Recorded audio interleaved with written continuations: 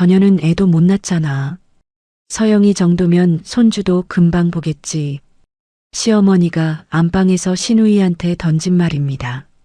12년 동안 시부모 생활비에 병원비에 시누이 결혼자금까지 다 떠받쳐온 며느리한테 이게 돌아온 대답이었어요. 아, 그날 거실에서 그 말을 듣는데 손에 들고 있던 반찬통이 어찌나 무겁던지요. 하지만 저는 그 자리에서 울지 않았습니다. 대신 휴대폰 메모장을 열어 5줄을 천천히 적어 내려갔죠. 석 달 뒤 남편이 상간녀랑 본가에 신혼살림 차린 그날 저는 웃으면서 시댁 돈줄을 한 줄씩 끊었습니다. 이틀 뒤 남편한테 걸려온 부재중 전화 74통. 저는 딱 한마디만 했어요. 12년 며느리가 어떻게 시댁을 무너뜨렸는지 지금 바로 시작합니다. 평일 저녁 8시 사무실에는 저 혼자 남아 있었어요. 12년째 매달 이맘때면 부가세 신고 자료를 정리하느라 늦은 시간까지 사무실 불을 켜둔 사람은 늘 저였습니다. 남편의 책상 위에 놓인 결제 대기 봉투가 눈에 들어온 건 자료를 출력하러 일어선 직후였죠. 법인카드 명세서가 들어있는 봉투였고 회사 자금을 도맡아 정리해온 사람으로서 그 봉투를 여는 건 늘 하던 일과 다르지 않았어요. 봉투를 천천히 열어 명세서를 한 장씩 넘기는 순간 손끝이 차갑게 식어가는 게 느껴졌습니다. 평일 낮 2시에 호텔 레스토랑 결제, 한 달에 2~3번씩 찍힌 강남의 같은 와인바, 여성 의류 매장에 반복된 결제네요. 그 날짜들은 남편이 거래처 미팅이라며 자리를 비웠던 시간과 한 줄도 어긋나지 않게 겹쳐 있었어요. 저는 명세서를 한 장씩 휴대폰 카메라로 찍어 개인 클라우드에 올렸습니다. 봉투는 처음 놓여 있던 각도 그대로 모서리 위치까지 똑같이 맞춰 다시 책상 위에 두었죠. 자리로 돌아와 키보드 위에 손을 올렸지만 손가락이 떨려서 자판 위치를 2번이나 잘못 짚었어요. 저는 숨을 천천히 내쉬며 부가세 자료를 마저 정리했습니다. 이런 일을 처음 마주한 사람처럼 굴면 안 됐어요. 내일도 모레도 저는 이 사무실에 같은 시간 출근해야 했으니까요. 토요일 아침이 오기 전까지 저는 평소와 똑같이 남편의 셔츠를 다리고 시어머니께 안부 전화를 드렸습니다. 토요일 아침 9시쯤 남편이 화장실에 들어간 사이 거실 소파에 두고 간 아이패드 화면에 알림이 떠올랐어요. 저는 무심코 그 화면을 봤습니다. 이름은 서영, 미리 보기 문구는 짧았지만 충분했죠. 오빠 어젯밤 잘 들어갔어? 어머님이 다음 명절에 한과 또 사오라셔.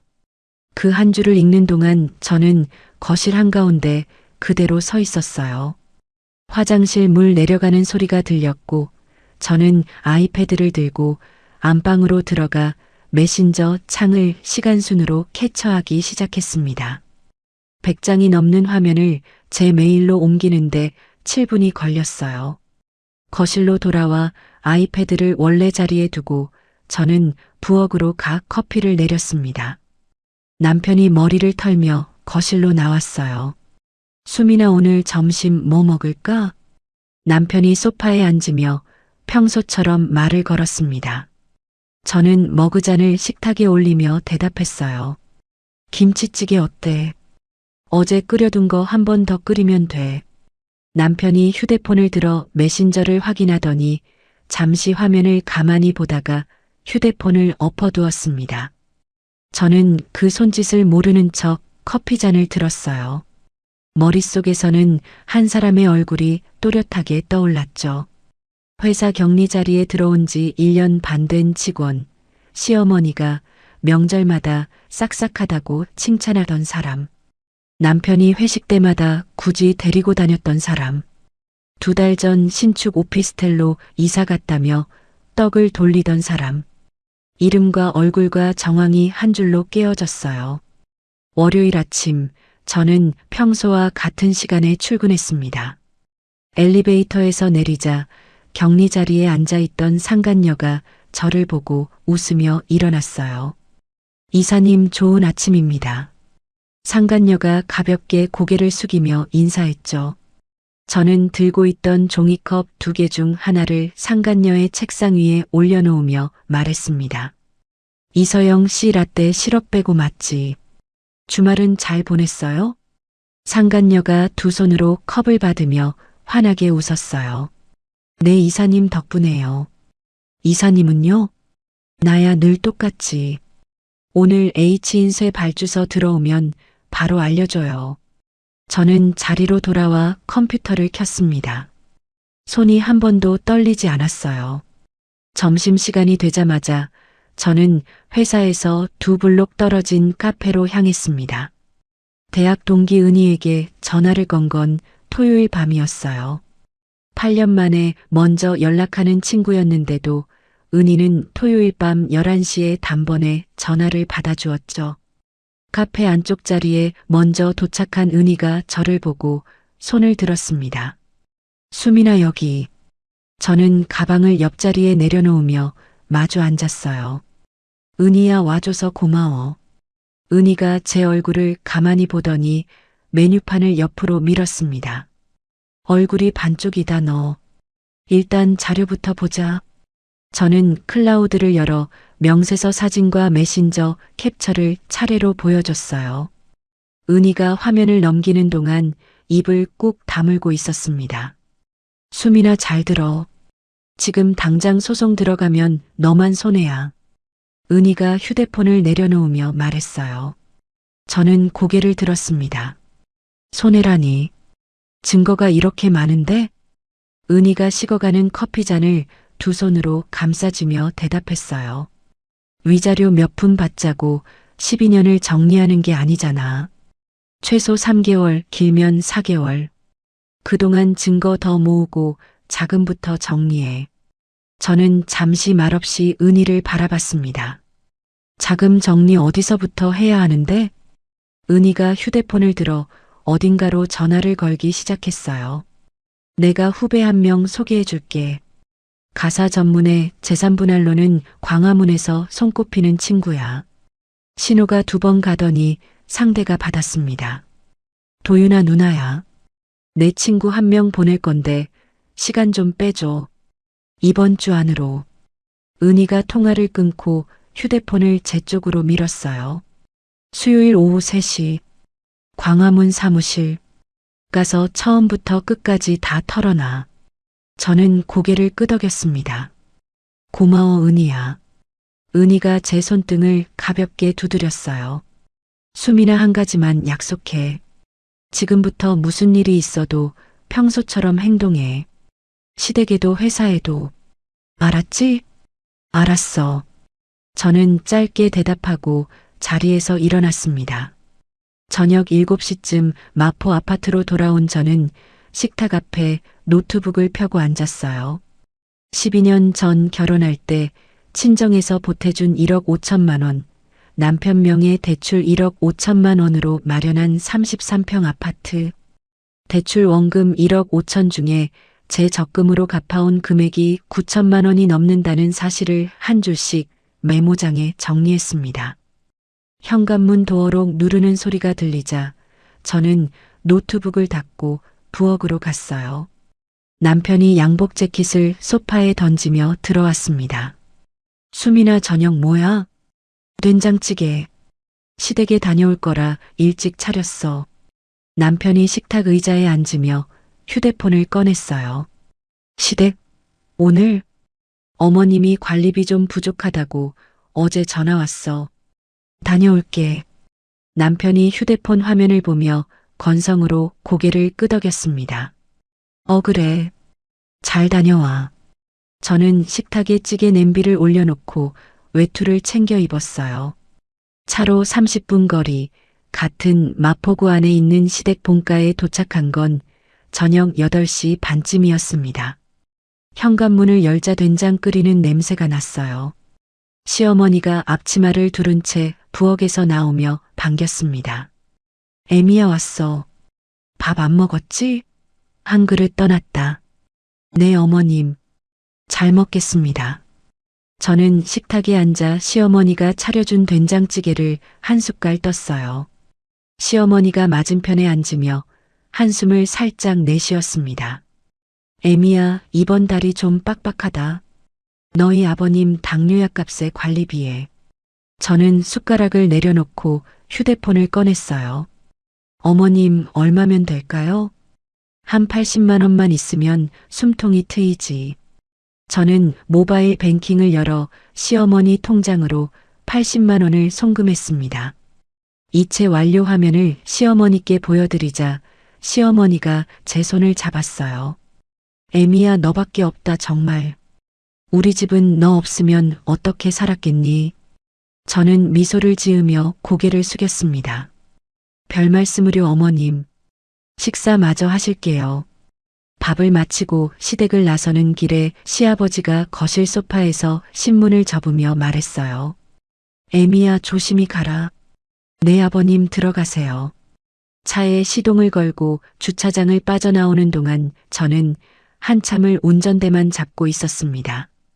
신호 대기에 걸린 사거리에서 휴대폰을 꺼내 메모장을 열었어요. 새 메모를 하나 만들고 제목을 입력했습니다. 정리해야 할 돈줄. 그 아래로 한 줄씩 천천히 적어 내려갔어요. 시부모 생활비 자동이체 매달 25일 80만 원. 아버님 가족카드 누적 결제액. 시누이에게 빌려준 돈 2천만 원. 회사 운영자금 마이너스 통장. 시댁본가 리모델링 잔금 영수증. 5줄을 다 적고 저는 휴대폰을 조수석에 내려놓았습니다. 신호가 파란불로 바뀌었고 저는 엑셀을 밟았어요. 집으로 가는 길 위에서 룸미러에 비친 제 얼굴은 평소와 다르지 않았습니다. 은희와 만난 다음 주 수요일 오후 저는 광화문 사거리 뒤편 변호사 사무실 빌딩 앞에 도착했어요. 12층 사무실 문을 열자 비서가 회의실로 안내했습니다. 회의실 문이 열리고 마흔즈음으로 보이는 남자가 들어왔어요. 정수민 씨 처음 뵙겠습니다. 김도윤입니다. 김 변호사가 명함을 두 손으로 건네며 맞은편에 앉았습니다. 저는 명함을 받아 가방 옆에 두고 가져온 파일을 테이블 위에 올렸어요. 한은희 씨한테 얘기 대강 들었습니다. 자료부터 보겠습니다. 김 변호사가 안경을 고쳤으며 파일을 펼쳤습니다. 명세서 사진, 메신저 캡처, 12년치 송금 내역을 한 장 한 장 넘기는 동안 김 변호사의 손이 점점 느려졌어요. 저는 식어가는 종이컵을 두 손으로 감싸쥐고 그 침묵을 견뎠습니다. 정수민 씨 결론부터 말씀드리겠습니다. 김 변호사가 안경을 벗으며 저를 바라봤어요. 외도 증거는 차고 넘칩니다. 그런데 위자료는 우리나라 법원이 평균 3천만 원 안팎이에요. 큰 기대 마시고요. 네. 저는 짧게 대답했습니다. 진짜 챙기셔야 할 건 두 가지입니다. 재산분할 그리고 12년간 시댁으로 흘러간 정수민 씨 돈. 김 변호사가 손가락 두 개를 펴보였어요. 그 돈을 돌려받을 수 있다는 말씀이세요? 전부는 아닙니다. 하지만 짚어볼 만한 게 있어요. 송금 메모에 흔적이 남은 것, 카톡으로 빌려달라 빌려준다 주고받은 것, 영수증이 남아있는 것. 이 세 가지가 합쳐지면 시댁본가 리모델링 들어간 돈이랑 시누이한테 빌려준 돈은 빌려준 돈으로 인정받을 가능성이 큽니다.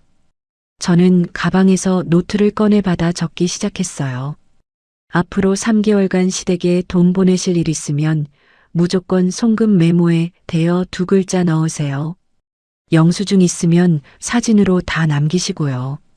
김 변호사가 한 줄 한 줄 짚어주며 말했습니다. 네, 그렇게 하겠습니다. 저는 노트에 별표를 2개 그렸어요. 그리고 한 가지 더. 지금부터 평소랑 똑같이 사세요. 어머님 생일이면 케이크 사가시고 회식 자리에 상간녀가 앉아도 웃으면서 커피 내미세요. 표정 한번 바뀌면 3개월이 한 달로 줄어듭니다. 김 변호사가 안경을 다시 끼며 말을 맺었습니다. 저는 노트를 닫고 고개를 끄덕였어요. 잘하실 것 같아서 말씀드리는 거예요. 정수민 씨 자료 정리한 거 보니까. 김 변호사가 처음으로 옅게 웃었습니다. 사무실을 나선 저는 곧장 주거래 은행 마포지점으로 향했어요. 번호표를 뽑고 기다리는 동안 휴대폰 메모장을 열어 김 변호사가 알려준 항목들을 다시 정리했습니다. 창구 앞에 앉아 지점장이 안쪽 응접실로 저를 안내했어요. 이사님 무슨 일이세요? 직접 오시고. 지점장이 차를 따라주며 물었습니다. 마이너스 통장 한도하고 사용 잔액 좀 출력해 주세요. 12년치 다요. 12년치요? 네, 다 필요해요. 지점장이 잠시 저를 보더니 자리에서 일어났어요. 20분 뒤 두꺼운 종이 뭉치가 응접실 테이블 위에 올라왔습니다. 회사 운영자금이 부족할 때마다 제가 끌어다 메워온 횟수가 137번이었어요.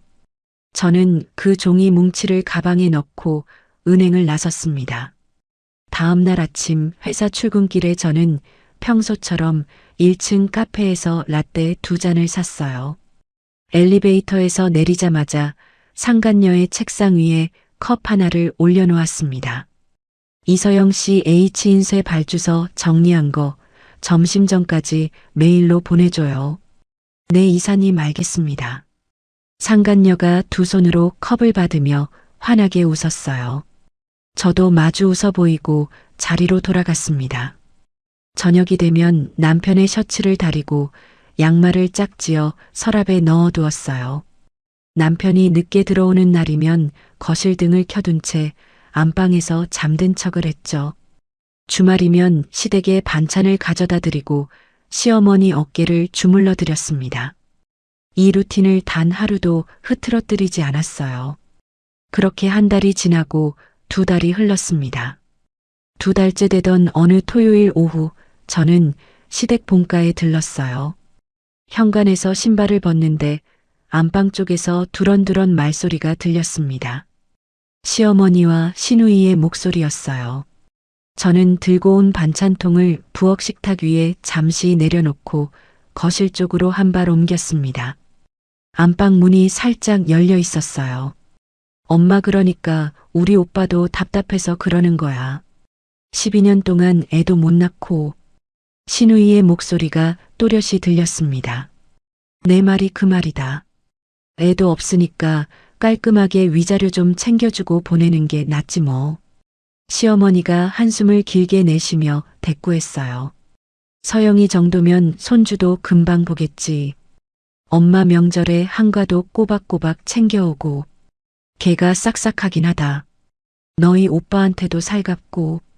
엄마 너무 걱정 마. 오빠가 알아서 잘 정리할 거야. 저는 그 자리에 서서 두 사람의 말이 모두 끝날 때까지 움직이지 않았어요.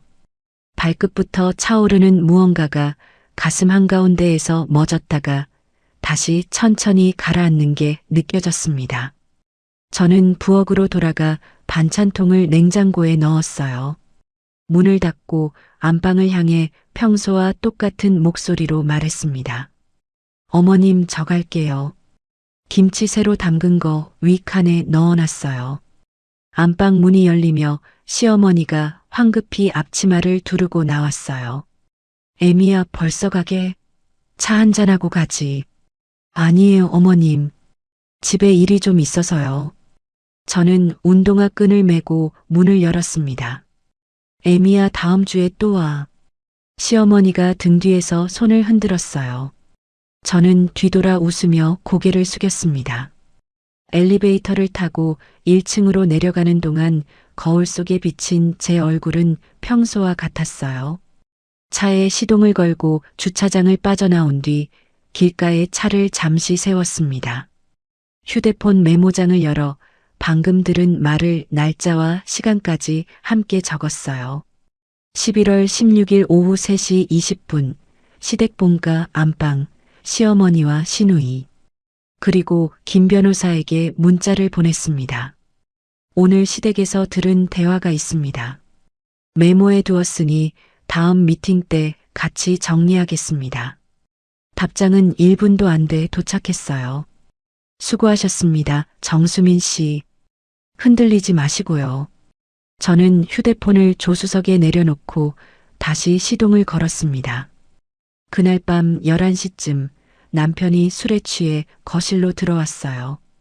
양복 재킷을 소파 위에 던지고 그대로 소파에 쓰러지듯 누웠습니다.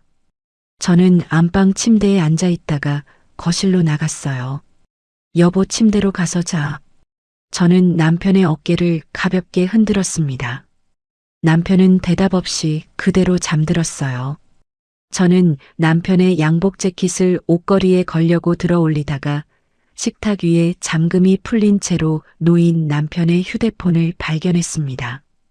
화면은 켜져 있었고 메신저 창이 그대로 떠 있었어요. 저는 잠시 그 자리에 멈춰 섰습니다. 거실 시계가 11시 47분을 가리키고 있었어요. 남편의 코 고는 소리가 일정하게 들렸습니다. 저는 식탁 의자에 앉아 남편의 휴대폰을 들었어요.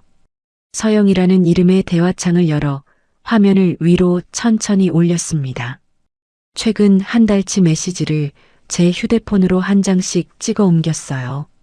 손가락이 빠르게 움직였고 화면 캡처가 아니라 사진을 찍은 건 흔적을 남기지 않기 위해서였습니다. 메시지 중에 한 문장이 눈에 들어왔어요. 오빠 이혼만 하면 본가로 들어가서 같이 살자. 엄마도 나 좋아하시잖아. 남편의 답장은 그 아래에 있었습니다. 조금만 기다려. 수민이 눈치 못 채게 천천히 풀어야 돼. 저는 그 두 문장을 따로 한 장 더 찍었어요. 남편의 휴대폰을 원래 자리에 정확히 놓고 화면이 자동으로 꺼지는 걸 확인한 다음 안방으로 들어갔습니다. 방문을 닫고 침대 옆에 앉아 김 변호사에게 사진을 전송했어요. 문자를 함께 보냈습니다. 변호사님, 예정보다 한 달 앞당겨도 될 것 같습니다. 답장이 곧 도착했어요. 자료 확인했습니다. 정수민 씨 다음 주 화요일 오후 2시 사무실에서 뵙겠습니다. 그때 일정 다시 짭니다. 저는 휴대폰을 침대 옆 협탁에 내려놓고 천장을 한참 올려다봤습니다. 거실에서는 남편의 코 고는 소리가 여전히 일정하게 들려왔어요. 저는 이불을 끌어당겨 어깨까지 덮고 눈을 감았습니다. 내일 아침이면 또 남편의 셔츠를 다려야 했고 점심에는 회사에서 상간녀에게 라떼를 사다 줘야 했어요. 3개월이 거의 다 차오고 있었습니다. 화요일 오후 김 변호사 사무실에서 일정을 다시 짜고 나온 지 3주가 지났어요. 저는 평소보다 1시간 일찍 출근해 회사 자금 흐름표를 한 번 더 들여다봤습니다. H인쇄와 D포장. 이 두 거래처가 회사 전체 매출의 60%를 차지하고 있었어요. 두 곳 모두 결혼 직후부터 10년 넘게 제가 직접 발로 뛰며 관리해온 곳이었습니다. 남편이 골프장에 가 있는 동안 저는 새벽 6시에 일어나 H인쇄 사장의 등산 모임에 따라가 명함을 돌렸고 D포장 사장 부인의 환갑잔치에 직접 한복을 입고 절을 했죠. 그날 오후 12시 반 저는 H인쇄 사장과 마주 앉았어요. 회사 근처 일식집 룸이었습니다. 이사님, 오늘은 무슨 일이래요? 점심을 다 사주시고. H인쇄 사장이 따뜻한 차를 한 모금 마시며 웃었어요. 저는 잔을 들어 가볍게 마주 부딪혔습니다.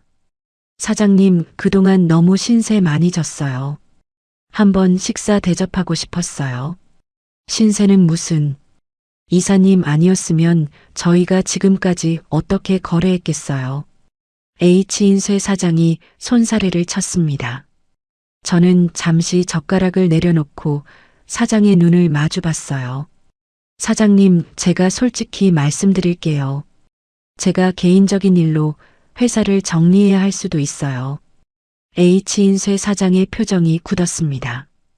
이사님, 그게 무슨 말씀이세요? 자세한 얘기는 못 드려요. 다만 결제 라인이 잠시 어수선할 수 있다는 거 미리 말씀드리고 싶었어요. 저는 차분하게 말했어요. H인쇄 사장이 잔을 내려놓으며 고개를 천천히 끄덕였습니다. 이사님, 제가 한 가지만 여쭐게요. 이사님이 어디 가시든 저희하고 계속 거래하실 수 있는 거예요? 네. 제가 마음만 먹으면요. 저는 짧게 대답했어요. H인쇄 사장이 잠시 저를 바라보더니 손바닥으로 테이블을 가볍게 한번 두드렸습니다. 이사님, 저희는 이사님 따라갑니다. 10년 넘게 거래하면서 저희가 누구 보고 거래했겠습니까? 대표 얼굴은 명함에만 있었지요. 사장님, 저는 잠시 말을 잇지 못했어요. H인쇄 사장이 잔을 다시 채우며 웃었습니다. 디포장 사장한테도 제가 따로 말씀드릴까요? 아니에요. 제가 직접 만나 뵐게요. 사장님 마음만으로도 충분히 든든해요. 저는 두 손으로 잔을 받았어요. 식사를 마치고 식당을 나서는 길에 H인쇄 사장이 한마디를 더 붙였습니다. 이사님, 무슨 일인지는 모르지만 잘 정리하시고요. 저희는 어디로 가시든 신호만 주세요. 네, 사장님, 감사합니다. 저는 고개를 깊이 숙였어요. 다음 날 점심에는 디포장 사장과 비슷한 자리를 가졌고 답은 한 글자도 다르지 않았습니다. 같은 주 금요일 저녁 7시 저는 회사에서 한 정거장 떨어진 작은 한정식집 룸에 영업팀장을 마주 앉혔어요. 영업팀장이 자리에 앉으며 눈치를 살폈습니다. 이사님, 무슨 일 있으세요? 갑자기 자리를 다 잡으시고. 팀장님, 제가 하나만 물어볼게요. 저는 술잔을 영업팀장 앞에 놓아주며 말했어요. 만약에요. 제가 다른 회사를 차린다면 같이 가실 생각 있으세요? 영업팀장이 잔을 든 채로 잠시 멈췄습니다. 그러더니 술잔을 천천히 내려놓고 저를 마주 봤어요. 이사님, 솔직히 저는 진작부터 그 회사 그만두고 싶었어요. 왜요? 대표님은 1년에 회사에 출근하는 날이 절반도 안 돼요. 거래처 미팅이라고 나가시면 골프장이고 회식 자리에는 격리 직원만 데리고 다니시고요. 영업 다 뛰는 사람은 이사님이랑 저인데 정작 결정은 대표님이 하시고. 영업팀장이 한숨을 길게 내쉬었습니다.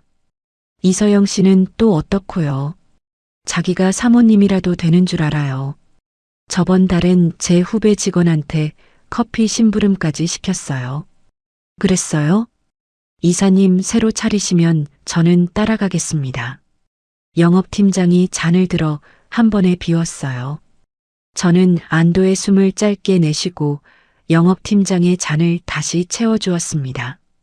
팀장님, 한 가지만 부탁드릴게요. 회사 그만두는 날까지는 표정 한번 바뀌지 마시고요. 그건 걱정 마세요.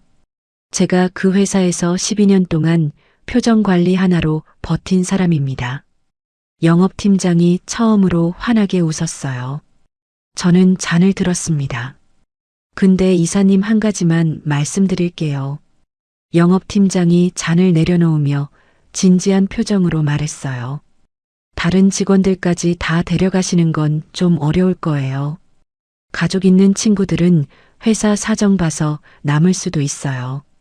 새 회사는 자리 잡기 전에는 월급이 들쭉날쭉할 텐데요. 저는 잠시 영업팀장의 말을 곱씹었습니다. 맞아요. 욕심 안 내겠습니다. 팀장님, 한 분만 확실하면 돼요. 영업팀장이 고개를 끄덕였어요. 저는 술잔을 한 번 더 마주 부딪혔습니다. 이튿날인 토요일, 저는 친정 부모님 댁으로 향했어요. 같은 마포구 안에 있는 친정집까지는 차로 15분 거리였습니다. 현관문을 열자 친정 어머니가 앞치마를 두른 채 부엌에서 나왔어요. 숨이 나왔어. 점심 먹었어? 아직. 저는 신발을 벗고 거실로 들어가 친정 아버지 옆 소파에 앉았습니다. 친정 아버지가 보던 신문을 내려놓으며 안경을 벗었어요. 수민이 얼굴이 좀 야위었네. 회사 일이 많아? 아빠, 엄마 잠깐 얘기 좀 해. 저는 잠시 숨을 골랐습니다. 부엌에서 행주를 든 채 친정 어머니가 거실로 나왔어요. 저는 두 분을 마주보고 두 손을 무릎 위에 가지런히 모았습니다. 엄마, 아빠, 저 이혼하려고. 거실이 잠시 조용해졌어요. 친정 어머니가 행주를 천천히 식탁 위에 내려놓고 소파 옆자리로 와 앉았습니다. 친정 아버지는 신문을 한번 접고 옆에 놓아두었어요. 수민아. 친정 어머니가 제 손을 잡았습니다. 엄마는 사실 진작부터 짐작했어. 너 결혼하고 한 5년쯤 됐을 때부터. 엄마 알고 있었어? 매달 시댁에 들어가는 돈, 명절마다 너 혼자 짊어지는 거. 모를 리가 있니? 친정 어머니의 목소리가 살짝 잠겼어요. 엄마 미안해. 진작 말 못해서. 저는 어머니의 손을 마주 잡았습니다. 친정 아버지가 안경을 다시 끼며 헛기침을 했어요. 수민아. 네 아빠. 네가 결정한 일이면 아빠도 엄마도 너 편이다. 묻지 않을게. 친정 아버지가 짧게 말했어요. 저는 고개를 숙였습니다. 월요일 아침 저는 김 변호사가 알려준 절차대로 움직였어요. 세무서에 들러 제 이름으로 새 회사의 사업자 등록을 마쳤습니다. 회사 이름은 사흘밤을 고민한 끝에 정해두었어요. 회사 위치는 시댁 회사가 있는 마포구가 아니라 강서구 쪽 작은 사무실로 잡았습니다. 보증금 2천만 원에 월세 80만 원, 6평 남짓한 공간이었어요. 부동산 계약서에 도장을 찍고 나오는데 휴대폰이 울렸습니다. 남편이었어요. 여보세요. 수민아, 오늘 저녁에 친구들이랑 약속이 있어서 늦어. 먼저 자. 응, 알았어. 조심히 들어와. 저는 전화를 끊고 부동산 사무실 앞에 잠시 서 있었습니다. 회사에 돌아가서는 평소처럼 발주서를 처리하고 상간녀에게 다음 주 회의 자료를 부탁했어요. 상간녀가 자리에서 일어나며 명품 가방을 어깨에 맸습니다. 이사님, 저 잠깐 은행 좀 다녀올게요. 네, 다녀와요. 저는 모니터에서 눈을 떼지 않고 대답했어요. 그 주 일요일 저녁 저는 시댁에 들렀습니다. 시어머니가 안방에서 시누이와 함께 무언가를 정리하고 있었어요. 저는 부엌에 반찬통을 내려놓고 안방 쪽으로 발걸음을 옮겼습니다. 안방 문이 열려 있었어요. 침대 위에 새 침구 세트가 펼쳐져 있었고 백화점 포장지가 한쪽에 쌓여 있었습니다. 시어머니가 시누이를 보며 만족스러운 표정으로 말했어요. 현지야, 이거 어때? 색깔이 좀 어른스럽지? 엄마, 이건 누가 쓸 건데? 시누이가 침구의 모서리를 매만지며 물었습니다. 시어머니가 살짝 목소리를 낮췄어요. 서영이 들어오면 쓸 거다. 안방은 너희 아빠랑 내가 쓰고 작은 방을 새로 꾸며줘야지. 엄마 벌써? 벌써가 어디 있어. 마음의 준비를 해둬야지. 저는 그 자리에 잠시 멈춰 섰습니다. 발소리를 죽이고 거실로 돌아와 식탁 위에 놓인 영수증 한 장을 휴대폰으로 사진 찍었어요. 백화점 침구 매장, 결제 금액은 187만 원이었습니다. 저는 영수증을 원래 자리에 그대로 두고 부엌으로 갔어요. 어머님, 저 갑니다. 애미야, 벌써 가? 저녁 먹고 가지. 시어머니가 앞치마에 손을 닦으며 안방에서 나왔습니다. 집에 일이 있어요. 다음에 또 올게요. 저는 운동화를 신고 현관을 나섰어요. 엘리베이터 안에서 휴대폰 화면을 열어 김 변호사에게 사진을 보냈습니다. 집에 돌아왔을 때 남편은 거실에 없었어요. 저는 안방 옷장을 열었습니다. 남편이 며칠 전부터 신경 써서 정리하던 옷장 안쪽 깊은 곳에 누런 서류 봉투 하나가 끼워져 있었어요. 저는 봉투를 꺼내 식탁 위에 올려놓고 안에 든 종이를 펼쳤습니다. 협의이혼 합의서 초안이었어요. 위자료 2천만 원, 재산 분할 포기, 회사 지분 전액 남편 귀속. 세 줄을 천천히 다 읽고 저는 봉투째 사진을 찍었습니다. 종이를 원래대로 접어 봉투에 다시 넣고 봉투를 옷장 안 정확히 같은 위치에 끼워두었어요. 옷장 문을 닫고 거실로 나와 휴대폰을 들었습니다. 김 변호사님 상대가 먼저 이혼 얘기를 꺼낼 것 같습니다. 다음 주 안에 모든 준비를 끝냅시다. 문자를 보내고 3분 뒤 답장이 도착했어요. 준비되시는 대로 진행하겠습니다. 정수민 씨 흔들리지 마세요. 저는 휴대폰 화면을 끄고 거실 등도 껐습니다. 어두워진 거실 한가운데 서서 잠시 숨을 골랐어요. 3개월이 다 차고 있었습니다. 옷장 안봉투를 발견한 지 나흘이 지난 토요일 저녁이었어요. 저는 거실 소파에 앉아 무릎 위에 책 한 권을 펴두고 있었습니다. 밤 10시 반쯤 현관도어록 누르는 소리가 들렸어요. 남편이 양복 재킷을 한 손에 들고 비틀거리며 들어왔습니다.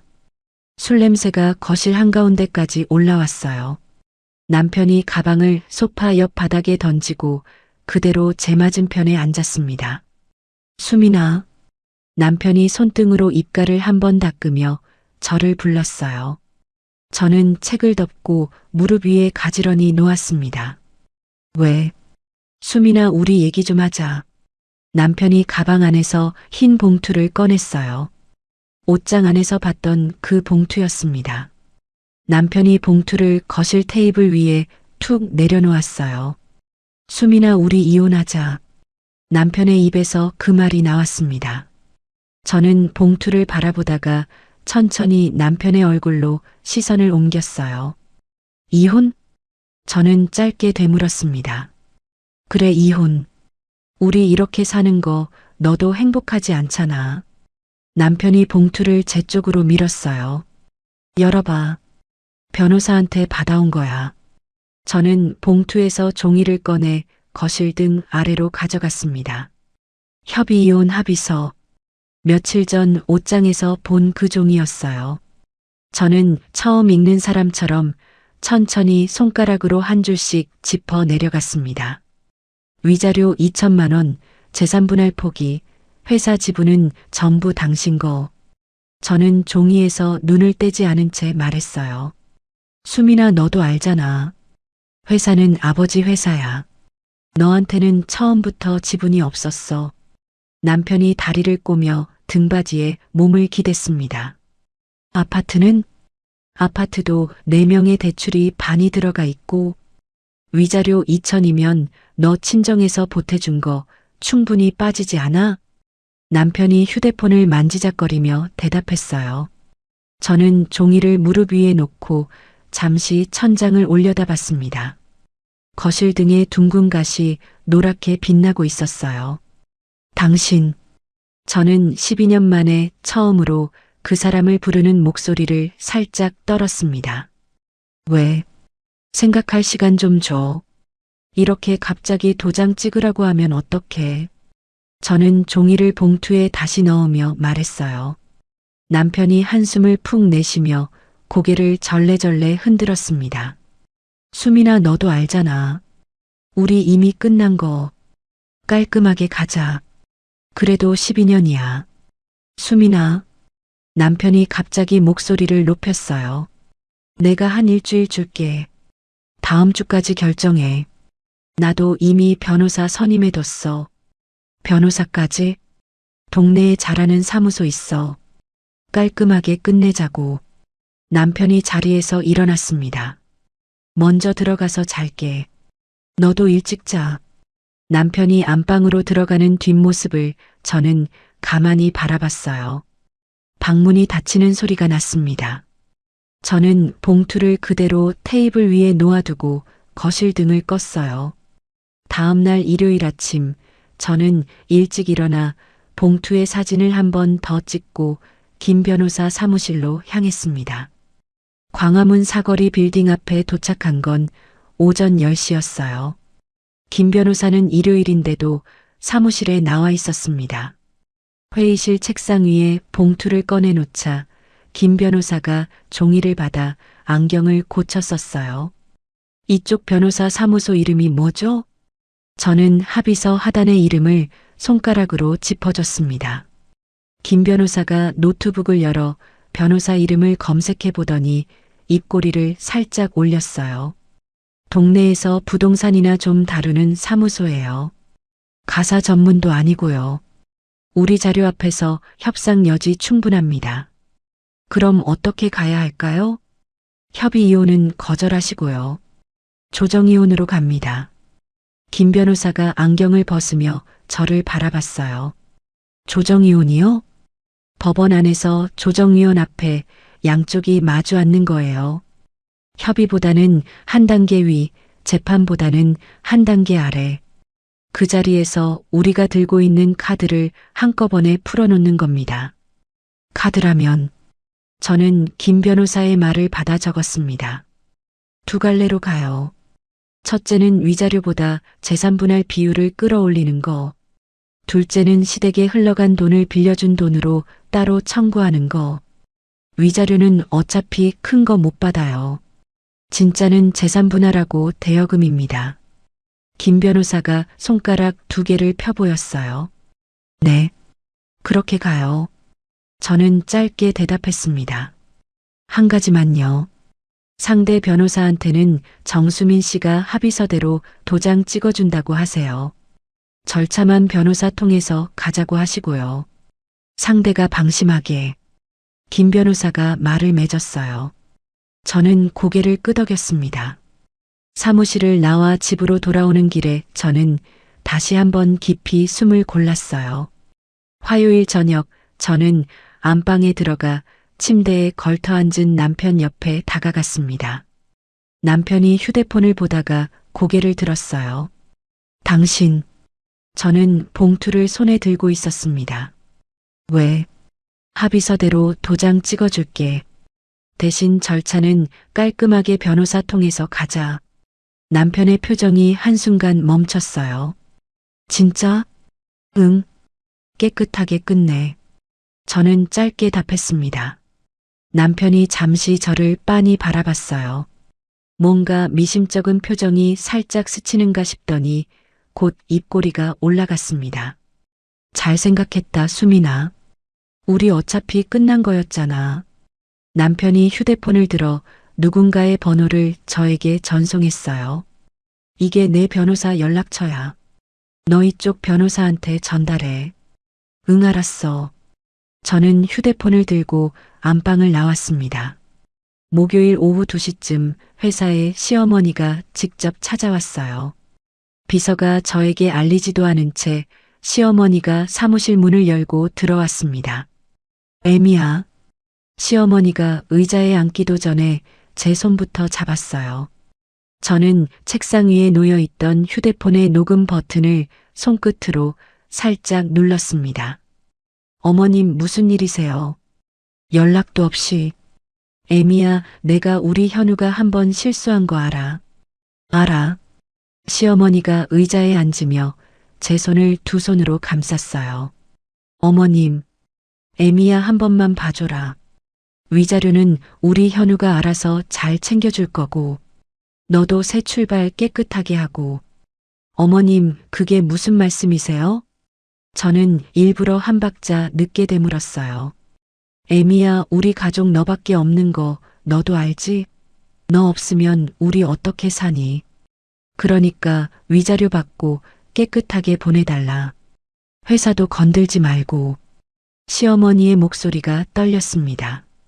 저는 손을 가만히 빼지 않은 채 고개를 끄덕였어요. 어머님 말씀대로 깨끗하게 정리할게요. 애미야, 정말이지? 너만 믿는다. 시어머니가 제 손등을 토닥거렸어요. 저는 옅게 웃었습니다. 네, 어머님. 걱정 마세요. 시어머니가 사무실을 나서며 한 번 더 뒤돌아봤어요. 애미야, 우리 다음 주에 밥 먹자. 내가 갈비찜 해놓을게. 네, 어머님. 저는 자리에서 일어나 시어머니가 엘리베이터에 타시는 걸 끝까지 배웅했습니다. 자리로 돌아와 휴대폰의 녹음을 멈추고 파일을 김 변호사에게 그대로 전송했어요. 답장은 5분 만에 도착했습니다. 이거면 충분합니다. 정수민 씨.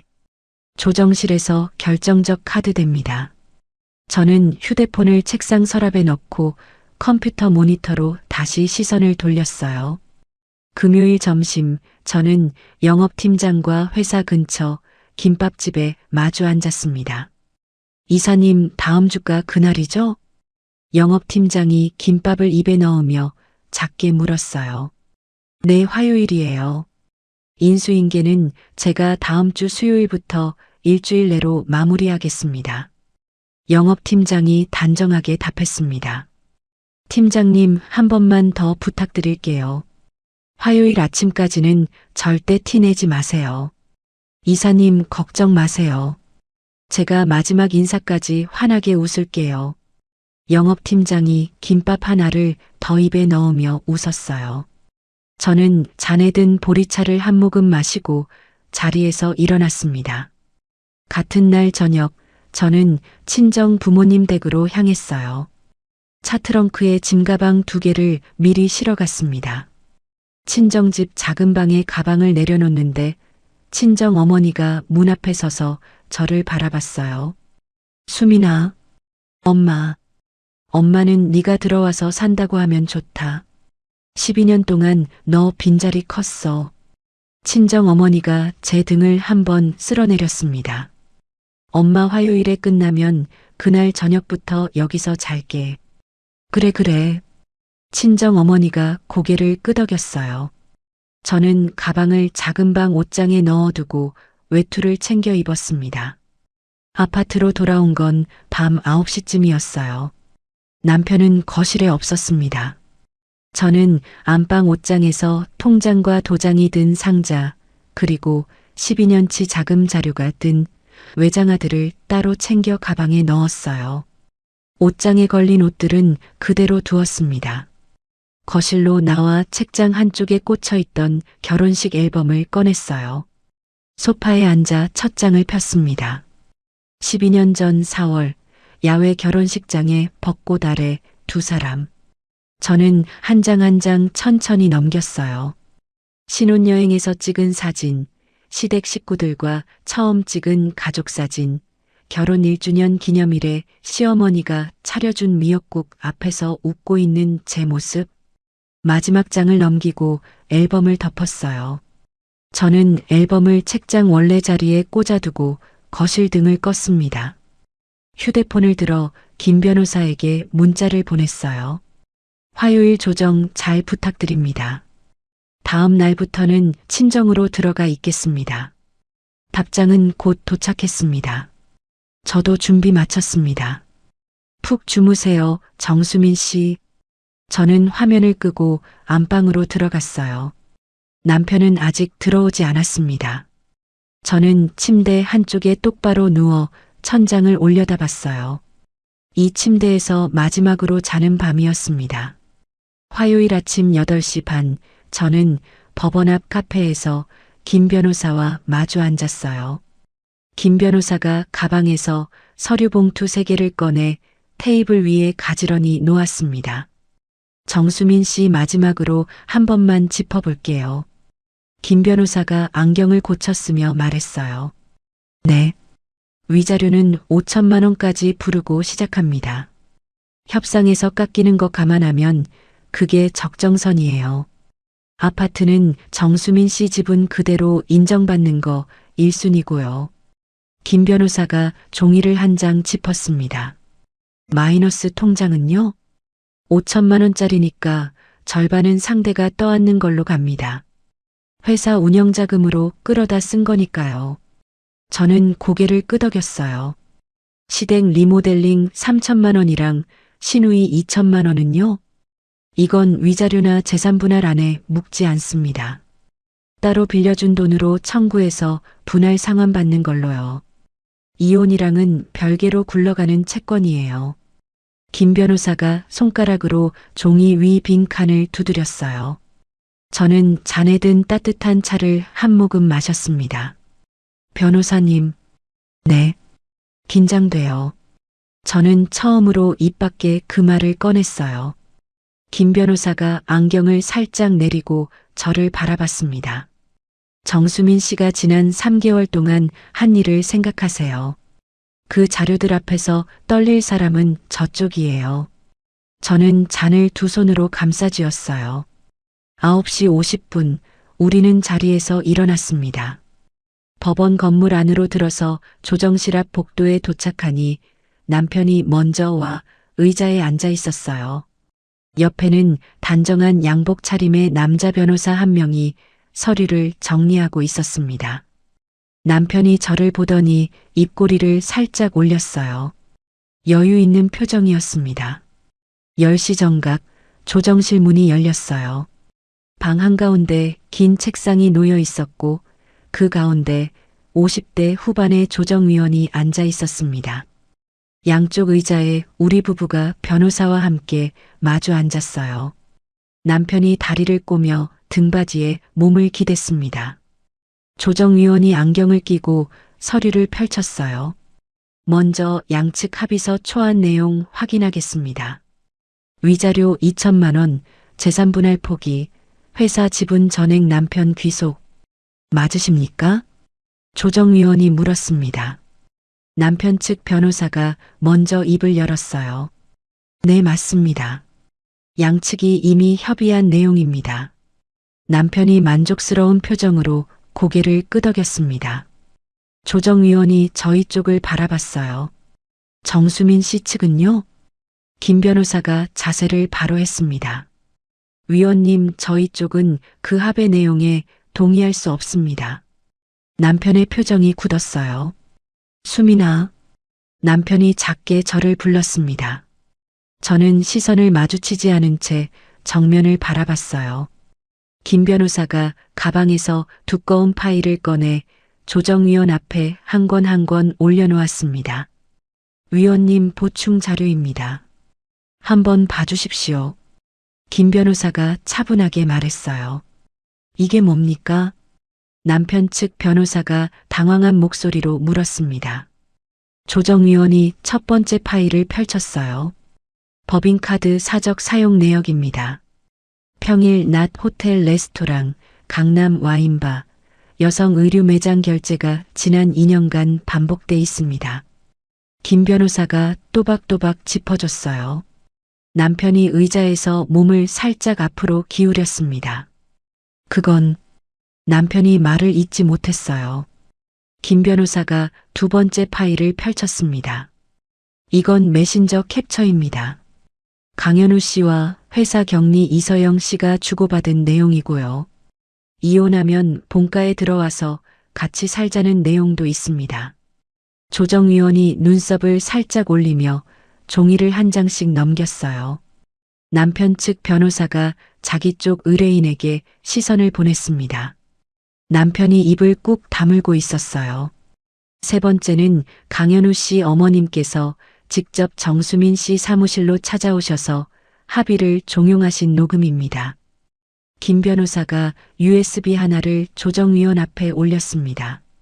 조정위원이 노트북을 열어 USB를 꽂았어요.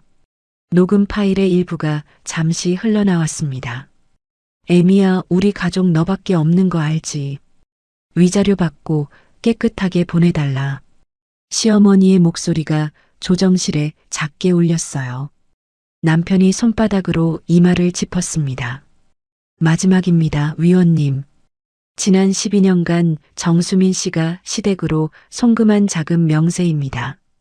시부모 생활비 월 80만 원 자동이체, 아버님 병원비 명목 가족카드 누적 결제액, 시누이 결혼자금 2천만 원, 시댁 본가 리모델링 비용 3천만 원. 김 변호사가 네 번째 파일을 펼쳤어요. 조정위원이 모든 자료를 다 검토하는데 15분이 걸렸습니다. 남편 측 변호사가 그동안 한마디도 하지 못했어요. 조정위원이 마침내 안경을 벗으며 입을 열었습니다. 강현우 씨. 조정위원이 남편을 정면으로 바라봤어요. 네. 남편이 마른 침을 삼키며 대답했습니다. 이 자료들 다 사실입니까? 위원님 그게 남편이 말끝을 흐렸어요. 조정위원이 양쪽을 번갈아 보며 말을 이었습니다. 제가 한 가지만 말씀드리겠습니다. 이대로 재판까지 가시면 위자료는 지금 부르는 금액보다 훨씬 늘어날 수 있어요. 그리고 시댁으로 흘러간 자금에 대한 별도 민사소송도 충분히 가능한 상황입니다. 남편의 얼굴이 창백해졌어요. 강현우 씨 변호사님 의뢰인 모시고 잠깐 복도에 나가서 의논하시죠. 협의로 끝낼 마지막 기회입니다. 조정위원이 문을 가리켰습니다. 남편 측 변호사가 서둘러 자리에서 일어났어요. 강현우 씨 나가시죠. 남편이 의자에서 일어서다가 휘청였습니다. 복도로 나가는 남편의 뒷모습이 조정실 문 너머로 사라졌어요. 조정실 안에 남은 저는 가만히 책상 위 두 손을 내려다봤습니다. 김 변호사가 옆에서 조용히 물을 한 잔 따라 주었어요. 한 모금 드세요. 네. 저는 종이컵을 받아 한 모금 마셨습니다. 복도 쪽에서 남편이 변호사에게 무어라 큰 소리를 내는 게 희미하게 들렸어요. 변호사가 남편을 진정시키는 목소리가 그 위로 겹쳤습니다. 40분이 지나서야 두 사람이 다시 조정실로 들어왔어요. 남편의 얼굴은 출발할 때와 완전히 달라져 있었습니다. 머리카락이 한쪽으로 흐트러져 있었고 양복깃이 비뚤어져 있었어요. 남편 측 변호사가 자리에 앉으며 헛기침을 했습니다. 위원님, 저희 쪽이 제안을 좀 수정하겠습니다. 조정위원이 안경을 다시 끼며 받아 적을 자세를 잡았어요. 말씀하시죠. 위자료 5천만 원. 남편 측 변호사가 한 줄씩 읽어 내려갔습니다. 공동명의 마포 아파트의 정수민 씨 지분 그대로 인정. 김 변호사가 옆에서 짧게 고개를 끄덕였어요. 마이너스 통장 5천만 원의 절반은 강현우 씨가 부담.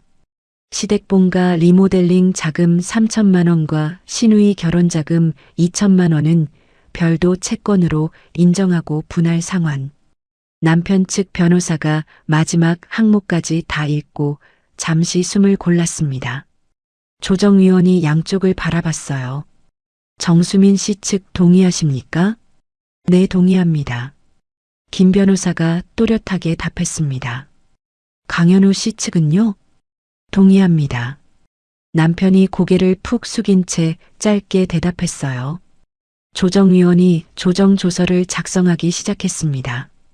서기가 옆에서 키보드를 두드리는 소리가 한참 동안 이어졌어요. 20분 뒤 양측이 차례로 조서에 서명했습니다. 저는 펜을 들어 제 이름 석자를 또박또박 적었어요. 남편의 차례가 됐을 때 남편의 손이 살짝 떨렸습니다. 서명을 마치고 남편이 펜을 책상 위에 놓는 순간 우리의 12년이 한 장의 종이 위에서 정리됐어요. 저는 조정위원에게 가볍게 고개를 숙이고 자리에서 일어섰습니다. 조정실 문을 나서는 길에 김 변호사가 옆에서 작게 말했어요. 수고하셨습니다, 정수민 씨. 저는 김 변호사를 향해 가볍게 손을 내밀었습니다. 고맙습니다, 변호사님. 두 손이 가볍게 마주 닿았어요. 법원 정문 앞 계단에 서서 저는 휴대폰을 꺼냈습니다. 평일 오후 1시의 햇볕이 머리 위로 떨어지고 있었어요. 저는 모바일 뱅킹 앱을 열어 자동이체 목록을 화면에 띄웠습니다. 매달 25일 시어머니 통장으로 들어가던 80만 원 자동이체. 저는 해지 버튼을 눌렀어요. 확인 화면이 떴고 저는 한 번 더 손가락을 댔습니다. 자동이체 해지가 완료되었습니다.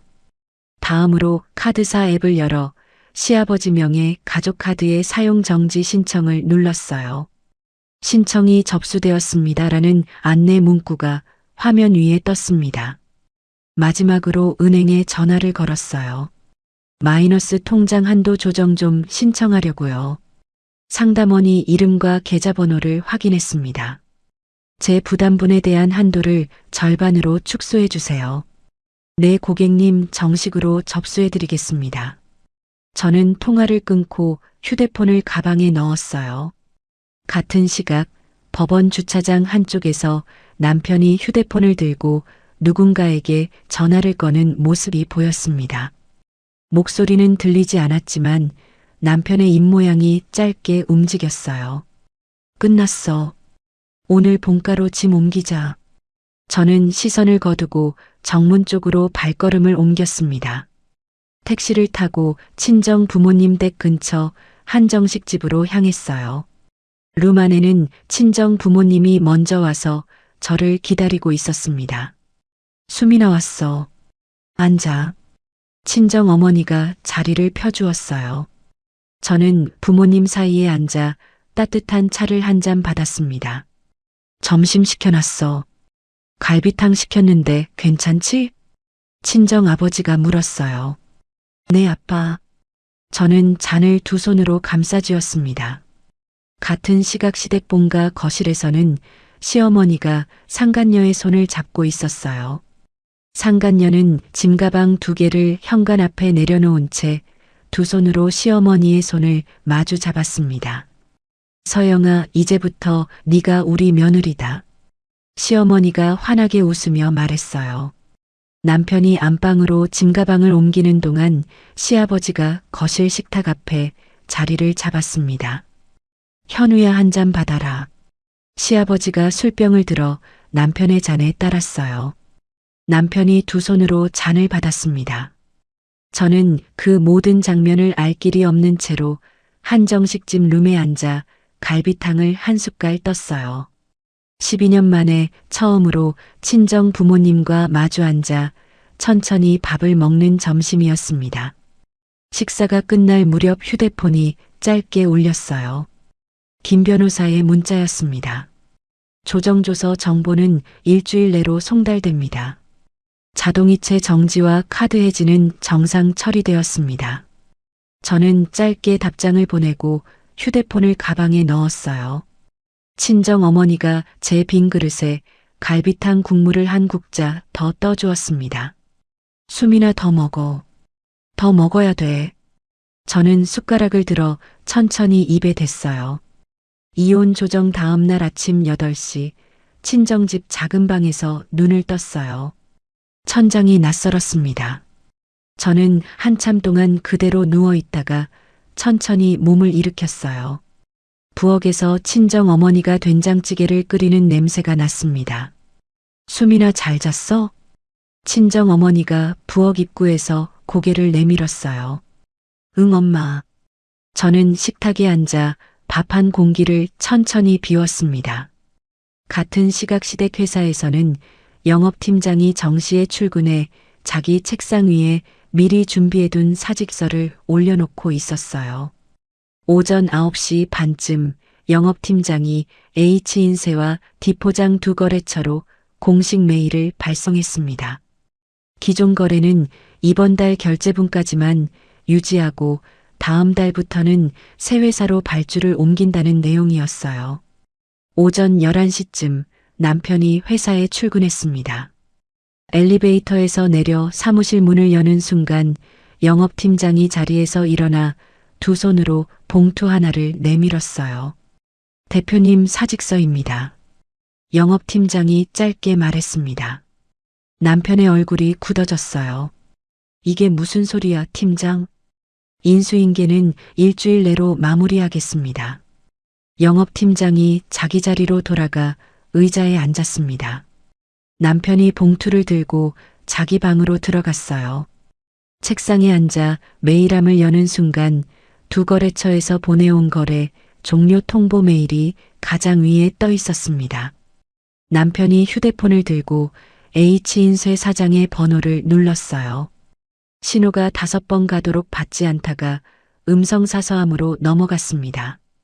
D포장 사장에게 걸었지만 마찬가지였어요. 남편이 한 번 더 H인쇄 사장에게 전화를 걸자 짧은 안내 멘트가 흘러나왔습니다. 지금은 미팅 중입니다. 잠시 후 다시 걸어주십시오.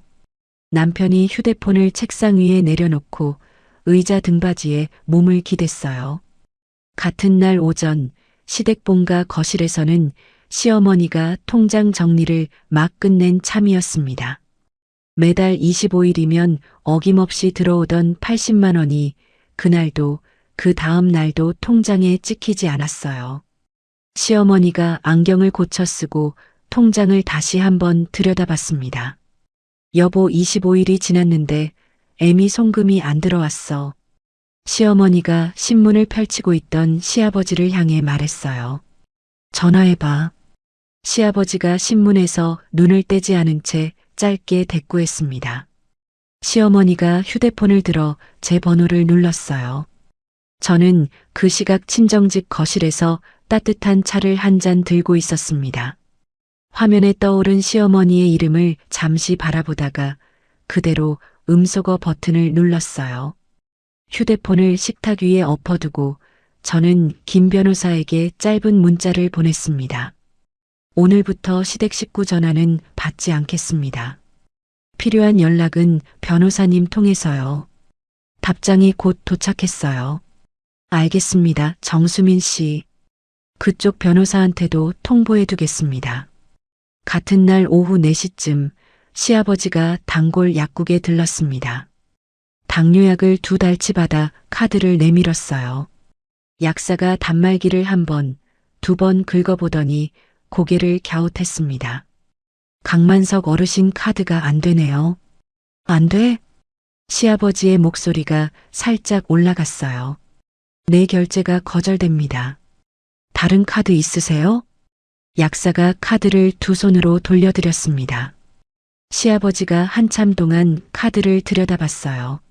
내가 일단 갔다가 다시 올게. 시아버지가 약 봉지도 받지 못한 채 약국을 나섰습니다. 집으로 돌아오는 길 내내 시아버지의 발걸음이 무거웠어요. 본가 현관문을 열자 거실 한가운데 시어머니와 상간녀가 차를 마시며 웃고 있었습니다. 어머님, 이 찻잔 진짜 예뻐요. 어디서 사신 거예요? 상간녀가 잔을 들어 보였어요. 내가 결혼할 때 친정에서 해온 거다. 이제 넣어줄 거니까 잘 써. 시어머니가 흐뭇한 표정으로 대꾸했습니다. 시아버지가 신발을 벗으며 거실로 들어섰어요. 여보, 약은? 시어머니가 물었습니다. 카드가 안 되더라. 시아버지가 짧게 답했어요. 시어머니의 손에 들려있던 찻잔이 잠시 멈췄습니다. 카드가 안 돼? 그래. 결제가 안 된대. 거실 공기가 한순간 가라앉았어요. 상간녀가 2 사람의 얼굴을 번갈아 봤습니다. 어머님, 무슨 일이세요? 아무것도 아니다. 너는 차나 마셔라. 시어머니가 잔을 식탁에 내려놓으며 자리에서 일어났어요. 그날 저녁 시댁본가 안방에서 시어머니가 처음으로 상간녀에게 부탁의 말을 꺼냈습니다. 서영아, 애미가 내 전화를 안 받는다. 너희 둘이 좀 빨리 인사를 가는 게 어떻겠니? 시어머니가 한숨을 섞어 말했어요. 상간녀가 입꼬리를 살짝 내렸습니다. 어머님, 왜 제가 가요? 어머님이 가셔야죠. 뭐? 시어머니의 표정이 살짝 굳었어요.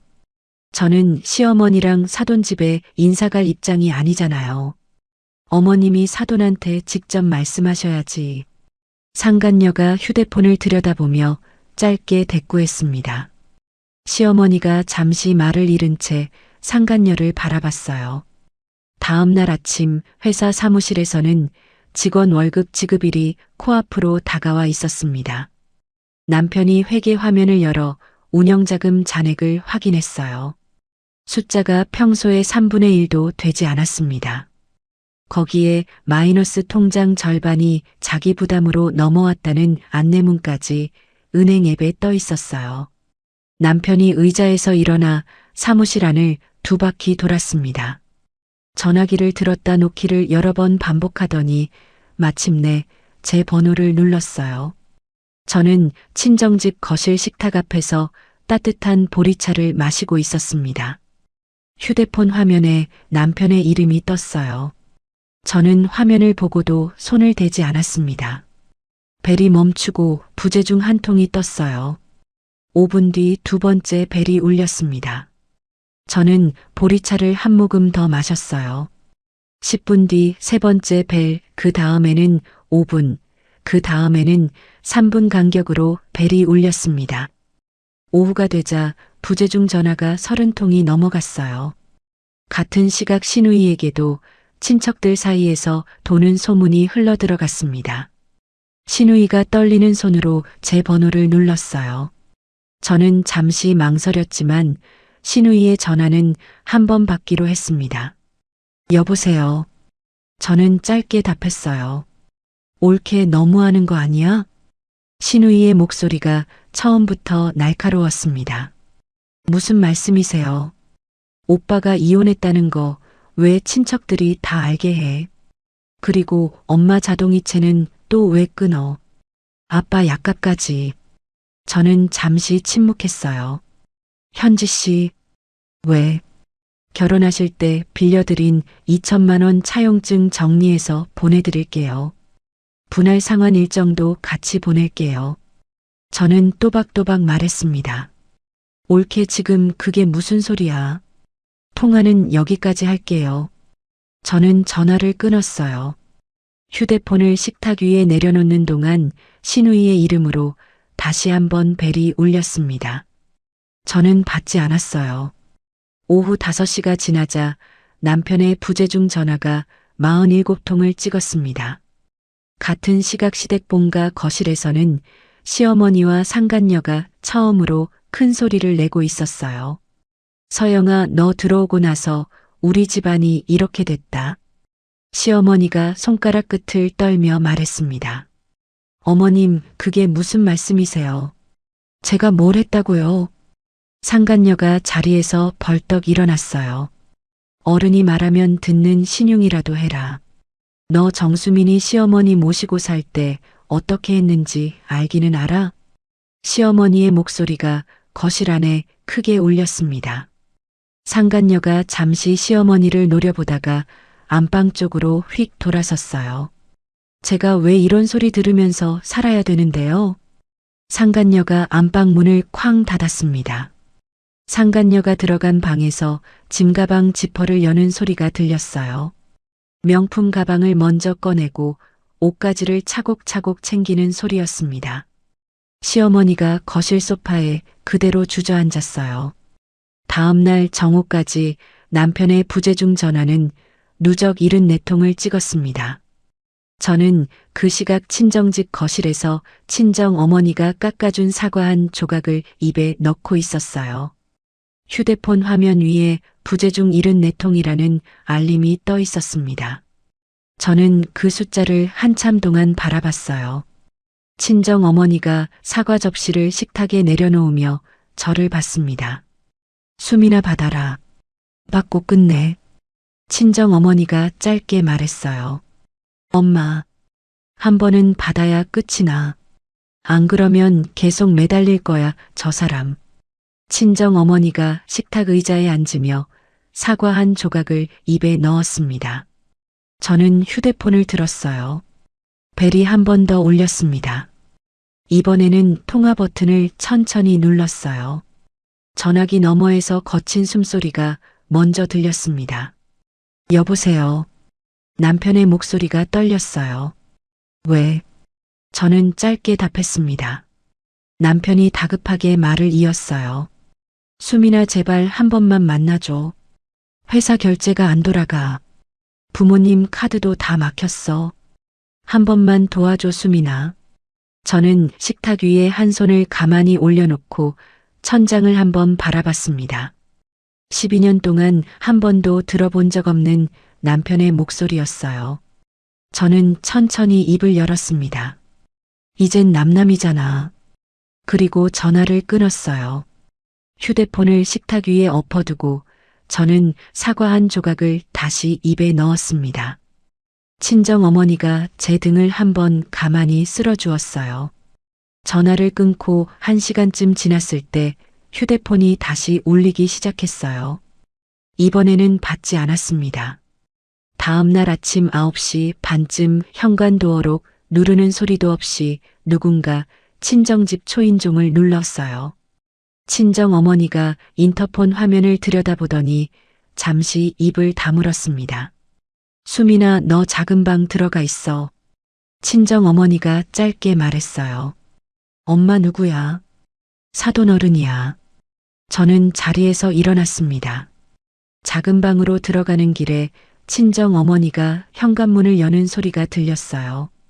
사돈어른 어쩐 일이세요?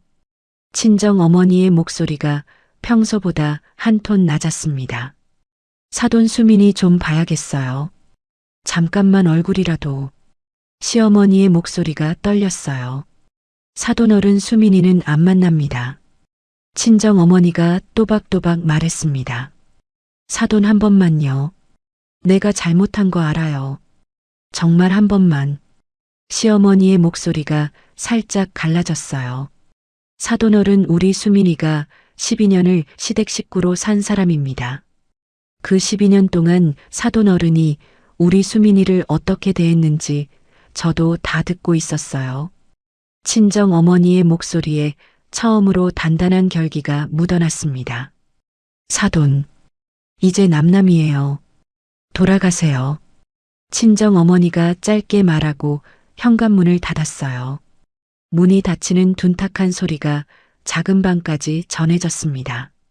저는 작은 방 문에 등을 기댄 채 그 자리에 한참 동안 서 있었어요. 10분쯤 지나서야 친정어머니가 작은 방 문을 가볍게 두드렸습니다. 수민아 가셨다. 나와. 저는 문을 열고 거실로 나왔어요. 친정어머니가 부엌으로 가서 보리차를 한 잔 따라 주었습니다. 엄마. 그래. 고마워 엄마. 저는 잔을 두 손으로 감싸쥐었어요. 친정어머니가 제 머리를 한번 쓰다듬었습니다. 같은 주 주말 시댁 본가에서는 상간녀가 짐가방을 끌고 거실로 나오고 있었어요. 명품 가방 2개, 새로 산 옷이 빼곡한 캐리어 3개. 상간녀가 신발장 앞에서 운동화 끈을 묶는 동안 시어머니가 거실 소파에 앉은 채 그 모습을 바라봤습니다. 서영아. 시어머니가 작게 불렀어요.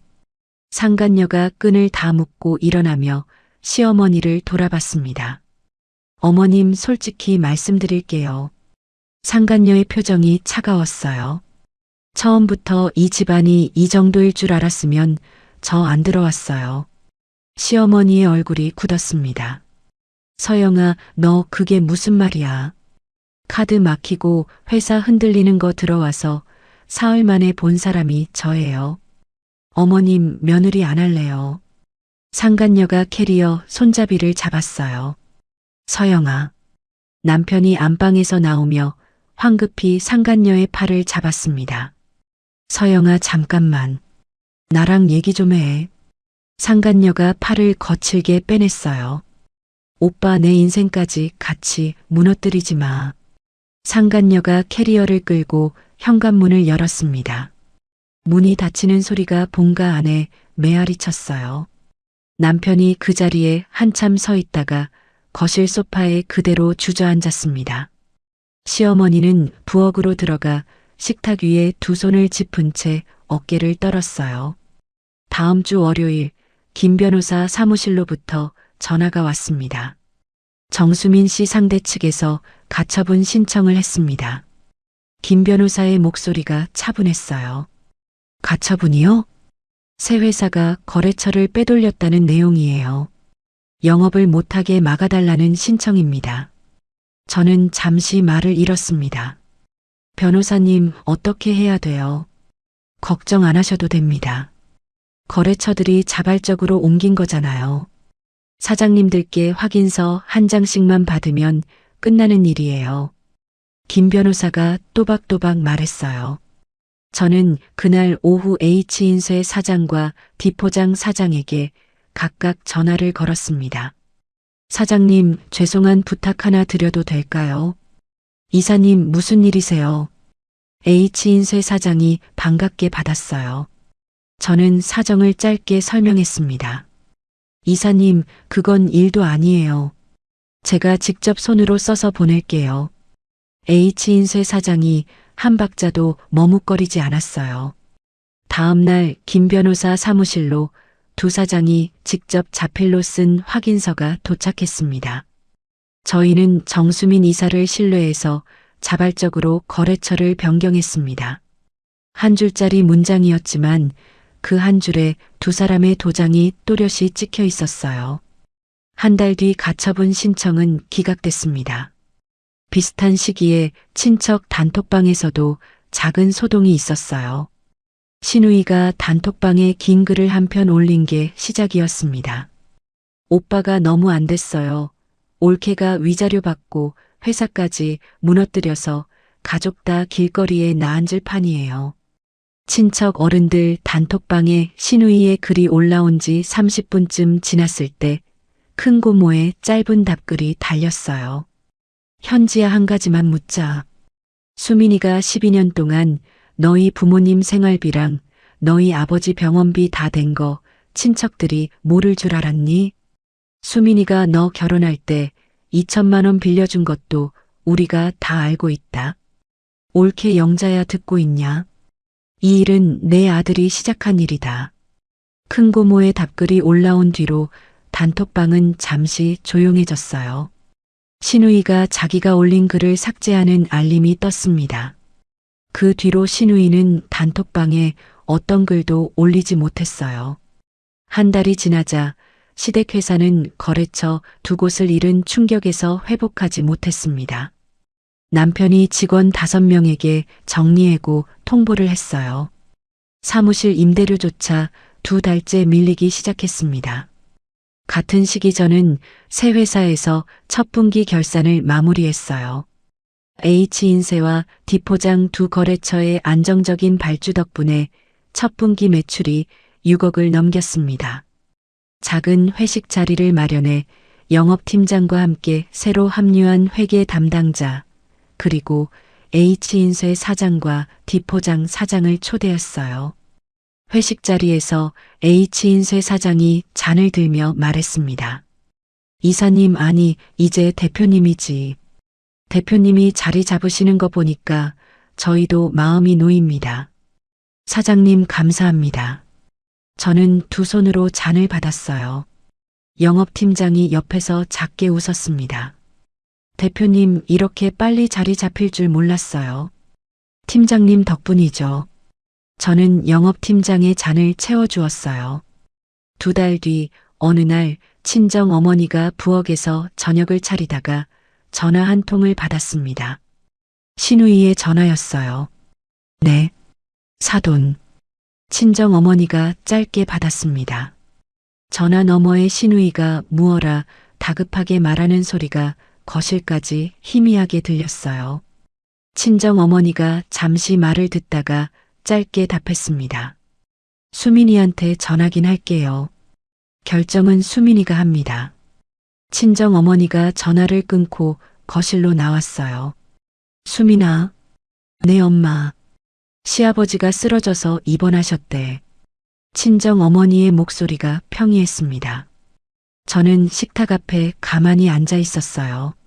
지난 가을 시댁 본가 거실에서 시어머니가 상간녀의 손을 잡고 우리 며느리라고 부르던 그 오후가 떠올랐습니다. 저는 천천히 입을 열었어요. 엄마, 나는 안 가.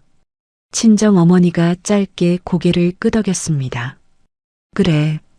네가 결정한 일이면 엄마는 더 안 묻는다. 저는 식탁 위에 놓인 보리찻잔을 가만히 바라봤어요.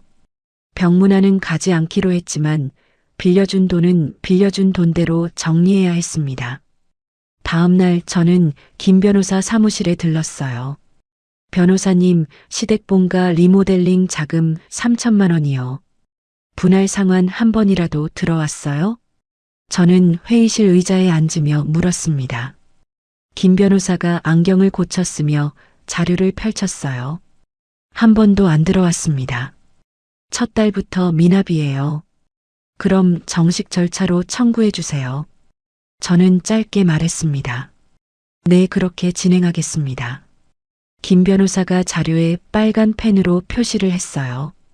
신우이 결혼자금 2천만 원 차용증도 정리하셨어요? 네, 차용증 양식 보내드렸고요. 어제 첫 분할금 30만 원 들어왔습니다. 김 변호사가 통장 사본을 보여주었습니다. 저는 화면을 한번 들여다보고 고개를 끄덕였어요. 잘 부탁드려요. 걱정 마세요. 김 변호사가 자료를 정리하다가 잠시 손을 멈췄습니다. 정수민 씨. 네. 한 가지 더 말씀드릴 게 있어요. 김 변호사가 안경을 벗고 저를 바라봤어요. 강현우 씨가 어제 저희 사무실로 찾아왔습니다. 저는 잠시 숨을 골랐습니다. 왜요? 한 번만 정수민 씨를 만나게 해달라고요. 저희 사무실에서요. 다른 자리 안 만들고 변호사 입회 자리면 어떻겠냐고 사정했어요. 김 변호사가 차분하게 말했어요. 저는 잠시 말없이 보리찻잔을 바라봤습니다. 굳이 안 만나셔도 됩니다. 의무도 없고요. 김 변호사가 덧붙였어요. 저는 잠시 더 생각했습니다. 변호사님, 네. 딱 한 번만 만나볼게요. 변호사님 사무실에서. 저는 천천히 말했어요. 김 변호사가 잠시 저를 바라보다가 짧게 고개를 끄덕였습니다. 내일 오후 3시로 잡겠습니다. 네. 저는 자리에서 일어났어요. 사무실을 나서는 길에 광화문 사거리의 신호등이 막 파란불로 바뀌고 있었습니다. 저는 횡단보도 앞에서 잠시 서 있다가 천천히 발걸음을 옮겼어요. 다음 날 오후 3시, 저는 광화문 김 변호사 사무실 회의실 문을 열었어요. 남편이 먼저 와 회의실 한쪽 의자에 앉아 있었습니다. 2달 만에 마주한 남편의 얼굴은 한눈에 보기에도 야위어 있었어요. 광대뼈가 도드라져 있었고 양복깃이 한쪽으로 비뚤어져 있었습니다. 머리카락도 정돈되지 않은 채 옆으로 흐트러져 있었어요. 저는 맞은편 의자에 앉았습니다. 김 변호사가 옆자리에 앉으며 가벼운 목례를 했어요. 강현우 씨 시간은 30분으로 정해두겠습니다. 김 변호사가 짧게 말했습니다. 네. 남편이 두 손을 무릎 위에 가지런히 모은 채 짧게 답했어요. 회의실 안에 잠시 침묵이 흘렀습니다. 남편이 잔에 든 물을 한 모금 마시고 입을 열었어요. 수민아. 남편의 목소리가 갈라졌습니다. 저는 가만히 남편을 바라봤어요. 수민아, 직원들 월급이 2달째 밀렸어. 5명이 더 그만뒀고. 남편의 손이 잔을 잡은 채 미세하게 떨렸습니다. 그래서 저는 짧게 답했어요. 수민아, 한 번만 도와줘. 부모님 카드라도 다시 풀어줘. 시댁 리모델링 자금 청구도 좀 밀어주고. 남편이 두 손을 책상 위에 올려놓고 손바닥을 위로 펼쳤어요. 수민아, 내가 잘못했어. 진짜 잘못했어. 남편의 눈가에 물기가 올라왔습니다. 저는 잠시 그 손을 내려다봤어요. 김 변호사가 가방에서 서류 한 장을 꺼내 책상 위에 올려놓았습니다. 강현우 씨, 이걸 보세요. 김 변호사가 차분하게 말했어요. 남편이 떨리는 손으로 서류를 받아들었습니다. A사 한 장에 2칸으로 정리된 분할 상환 일정표였어요. 위쪽은 시댁본가 리모델링 자금 3천만 원, 아래쪽은 신우이 결혼자금 2천만 원이었습니다. 서류 옆에는 조정조서, 정본 사본이 함께 놓여 있었어요. 강현우 씨, 이건 조정조서에 들어간 항목입니다. 법적으로 확정된 채권이에요. 정수민 씨가 임의로 미루거나 면제할 수 없어요. 김 변호사가 또박또박 말했습니다. 남편이 서류를 한참 동안 들여다봤어요. 손에 들고 있던 종이가 살짝 떨렸습니다. 수민아. 남편이 저를 올려다봤어요. 수민아, 우리 12년이야. 12년. 남편의 목소리가 작아졌습니다. 저는 책상 위에 두 손을 가지런히 모은 채 입을 열었어요. 당신 12년 동안 부르던 그 호칭을 한 번 더 입에 올렸습니다. 남편의 얼굴이 살짝 들렸어요. 이건 협박이 아니야. 그냥 정리야. 저는 천천히 말했습니다. 수민아, 내가 12년 동안 시댁에 들인 돈을 정당한 절차로 돌려받는 거, 그게 다야.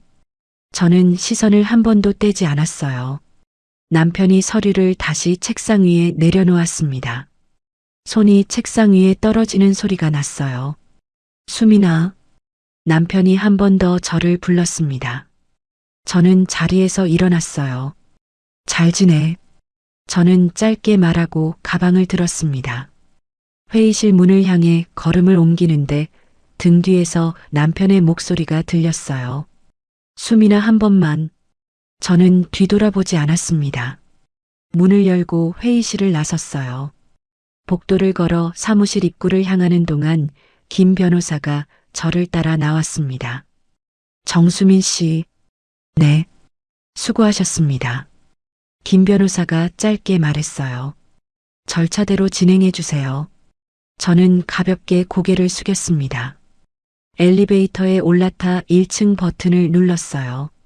문이 닫히는 순간 저는 그제야 한번 숨을 길게 내쉬었습니다. 석 달 뒤 시댁회사는 결국 폐업 절차를 밟았어요. 전 남편이 회사 사무실 짐을 빼고 지방의 작은 인쇄업체에 영업사원으로 재취업했다는 소식이 친척들 사이로 띄엄띄엄 전해졌습니다. 박영자 씨와 강만석 씨는 마포의 본가를 처분했어요. 처분한 돈에서 대출과 밀린 세금을 빼고 남은 액수로 시누이가 사는 동네 근처에 작은 임대 아파트를 얻었습니다. 방 2칸짜리 마포 본가의 절반도 안 되는 평수였어요. 시누이 강현지는 두 분이 옮겨오신 뒤로 매일 부모님 댁에 들러야 했습니다. 12년간 부모님 생활비가 어디서 나왔는지 친척들 사이에서 회자되는 이야기를 견디며 사는 것도 시누이의 몫이 됐어요. 어느 봄날 친정집 우편함에 짧은 손편지 한 통이 들어왔습니다. 겉봉투에 박영자 씨의 글씨가 보였어요. 친정 어머니가 우편함에서 편지를 꺼내 저에게 건넸습니다. 수민아, 사돈한테서 온 거다. 네, 엄마. 저는 편지를 받아 작은 방으로 들어갔어요. 봉투를 열고 안에 든 종이를 펼쳤습니다. 서툰 글씨로 짧은 문장 몇 줄이 적혀 있었어요. 수민아, 내가 너에게 모질게 굴었다. 12년 동안 너를 가족이라 부르면서 정작 가족 대접은 안 했지. 미안하다. 답장은 바라지 않는다. 저는 그 편지를 다 읽고 한참 동안 책상 앞에 앉아 있었습니다. 종이를 다시 봉투에 넣고 책상 서랍 안쪽 깊은 곳에 넣어두었어요. 서랍을 닫으며 저는 짧게 한번 숨을 내쉬었습니다. 답장은 쓰지 않았어요. 그로부터 다시 반년이 지났습니다. 새 회사의 1주년 기념일이 다가왔어요.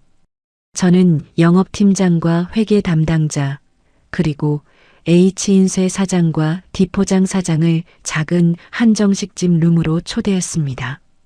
룸 안에 둥근 상이 차려져 있었어요. H인쇄 사장이 먼저 잔을 들었습니다.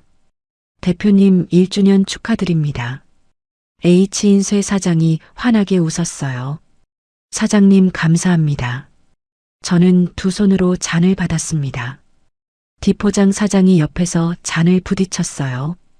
대표님, 솔직히 저희가 한마디 해도 될까요?